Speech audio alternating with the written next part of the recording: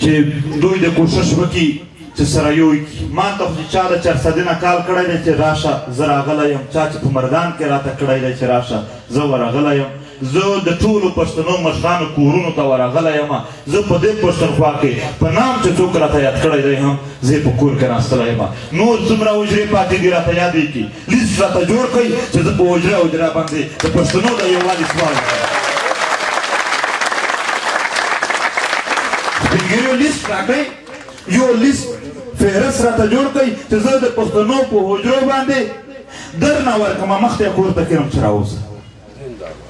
دا زما وعده ده باقي یو خبره په آخر کې کوم څوک به زړه نه پرې بدوي د پښتنو مشران د یو شي کام یو شوی یو کام یو دی مشران یو شوي دي ډاکټر صاحب کیسه وکړه اسلام آباد اسلام فروش دا پښتون فروش دی اسلام خو په نورو ځایونو کې دی مسلمانان خو په نورو ځای دلته هغه کوي دا د پښتنو جینوساید نسلکشي روانه ده په مختلفو طریقو روانه ده په اقتصاد په جنګ دا ټول سره تړلې خبرې دي ټوله یوه مسله ده خدای مو آباد لره خدای مو خوشحال لره زما سره کیدی شي هر کله چې تللی یم ما د اولسونو شکریا نه ده ادا کړې چې یا تاسو پروګرام کړی دی یا مو زه رابللی یم د دغې یوه وجه ده زه د هر ځای اولس خپله وینه خپل ځان شمارم د خپل ځان شکریې چا نه دی ادا کړی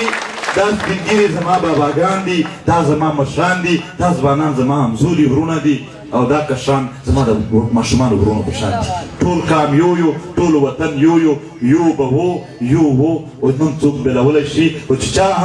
چا هم دا کوشش کوه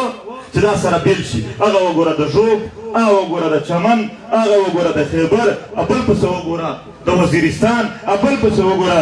زمونږ خورجانه مردان دا وګوره د چرسه دی پښتانه په یو ځای ناست هسې کوششونه کوي هسې خایانه کوي هسې ګپ لګوي ډېر به مو سره بېل کي نه سره بېلېږو